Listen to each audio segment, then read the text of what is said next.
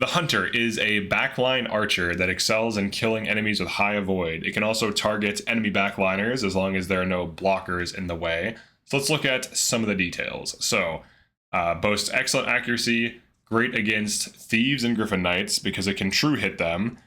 Griffin knights also take bonus damage from hunters specifically, and typically thieves have low HP, so just by hitting a thief, you will kill it. It's also a bow / infantry / archer, so those are its types. So it does have infantry weakness to like enemy cabs, for example. It has 5 stamina as the group leader, 100 mobility, so definitely on the lower side of mobility, and it has a ranged assist leader effect, where if you hit Y in the case of switch, when you have another unit within range of the ranged assist attacking, you can consume 1 of the stamina of the group that has the archer leader, the hunter leader, to provide an AoE damage attack on the enemy group. Now, if you have more archers, like more hunters, from what I understand, it scales the damage of these assists. And also, there is no stamina cost if you're on any kind of garrison. So if you're on like a tower, you also have increased range and damage for the range assist on towers. You have no stamina consumption on towers, bridges, forts, ruins, and so on. Anything you're garrisoned on, you do not consume stamina while assisting, which is pretty valuable. For skills, you have single shot, which is just a basic attack that hits an enemy. You have dual shot, which just attacks 2 enemies for 70% potency. Physical potency, 70 equals 0.7 times multiplier. So if you hit 100 damage, you'll hit 70, but you attack 2 different enemies. Eagle Eye, this is what allows Archer to consistently kill griffins and thieves. So what happens is it pops Eagle Eye, makes the next attack a true strike. So it does this on itself, it Eagle Eyes itself, makes it a true strike, and then basically guaranteed kills a griffin or a thief as long as it's not blocked. Level 15, you get Pursuit, which is a pretty nice thing, just a follow-up attack. Now, this class does not have any way of gaining passive or active points, which is kind of a problem. Because other classes, most classes have some way of doing it, or they have more value than this.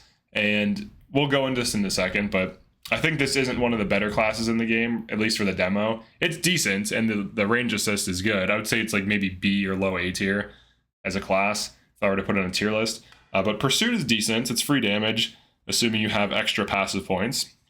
And then right now, I have the Fire Bow. So the Flame Arrow is basically just better than Single Shot. It does the exact same thing, but inflicts burn.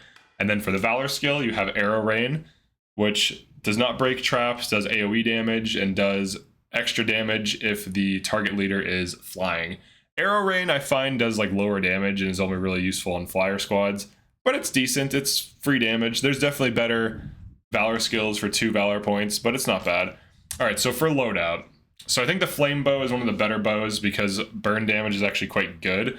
It's 20 damage per proc, so if you have a stack of burn on something, when it does its active ability, it will typically take 20 damage and die.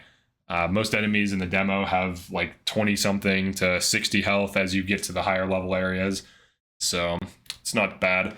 Warrior's Medallion is fine for extra damage, as well as some crit rate. You could also just go for crit rate if you want, using the Mercenary's Eye Patch. And you could also add the Lucky Coin for crit plus 40 if you want to go for crits. You could also just go for this, Lapis Pendant, Carnelian Pendant, for extra passive and active points. Now, right now, this archer is only level 4 in this particular save file, but once you get Pursuit, which you can get reasonably if you power level your squad, once you get Pursuit, that starts to matter a lot, and then you can swap on and off Eagle's Eye as needed. And then, of course, Dual Shot can be decent if you can roll for crits, so you can crit 2 things. But probably the best thing for the archer is just to spam Flame Arrow. Spam Flame Arrow, get some fire on things. Now, you want to make sure you hit things with lower initiative than you. One of the issues with spamming Flame Arrow, unless the enemies also have extra active points, is that the way initiative works is if you have 30 initiative and you hit something with 15, for example, you'll go before them, put burn on them, and then they take their active thing and then burn, because burn only activates on active abilities as far as I know. So if you do a second burn later, unless they also have other active points, it's not going to really matter. Like, you'll still deal damage, you'll still get a second attack off, but it's not going to be like huge value. But this is like an okay class for like filler. Kind of helps with armors with the burn, and that's pretty much it. It can shoot down the True Strike the Thieves, True Strike the Gryphons, things like this. Target backlines that are undefended.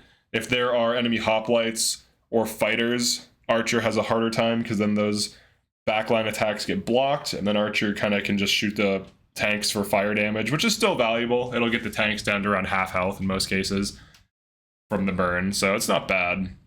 But it's not going to kill the tank. It'll put it lower HP when the tank acts, so you have to wait for the tank's turn after you put the burn on it. But it's decent class, has, range assists are fine. Killing with true is fine. The only problem is that there are 2 unwavering spears in the demo, so all of these spear classes can just use unwavering spear to true hit. So, and that also lane nuke, so it kind of just outclasses Archer. If that wasn't the case, then this would be one of the few sources of true attacks, but that unfortunately for Archer, for Hunter, that is not the case. But yeah, that's it for this one. Definitely like and subscribe if you enjoyed this or found this useful, and I'll see you next one. Peace.